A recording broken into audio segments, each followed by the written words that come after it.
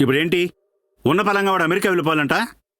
అంటే అది హైదరాబాద్ వెళ్ళి ఇంగ్లీష్ అది నేర్చుకుని అట్నుంచి అటే వెళ్తా అంటున్నాడండి.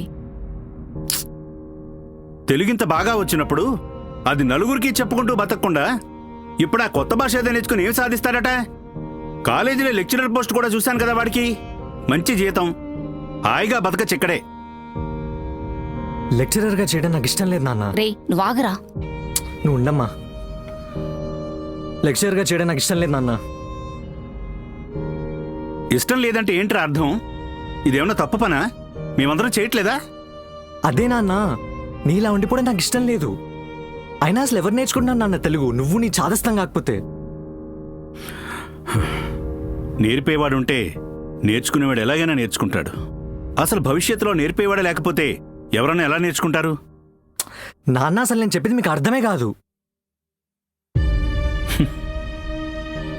అక్షర రూపం దాల్చిన సిరా చుక్క, లక్ష మెదళ్లకు కదలిక అని కాలోజీ లాంటి వాళ్ళు చెప్పిన మాటలు నేర్పే కదరా నిన్ను పెంచాను. నువ్వే ఇలా మాట్లాడితే ఎలా? నాన్న, మీ కాలోజీ అన్నట్టు పుట్టుక నీది, చావు నీది, బ్రతకంతా దేశానిది అనుకుంటే ఇప్పుడు బ్రతకలేం. పుట్టుక నాదే, చావు నాదే, బ్రతకు కూడా నాదే అనుకుంటేనే ఇప్పుడు బ్రతకగలం. అయినా అసలు ఎవరైనా ఎందుకు నేర్చుకోవాలన్న తెలుగు? ఇంగ్లీష్ నేర్చుకునే వాళ్ళని చూడు, లక్షలు లక్షలు సంపాదిస్తున్నారు. ఎవరిలా ఊర్లలో ఉండట్లేదు.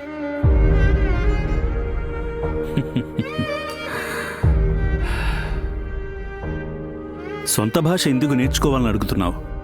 ఇంకేం చెప్పాలరా నీకు? చివరిగా నీకు తెలిసిన కవితే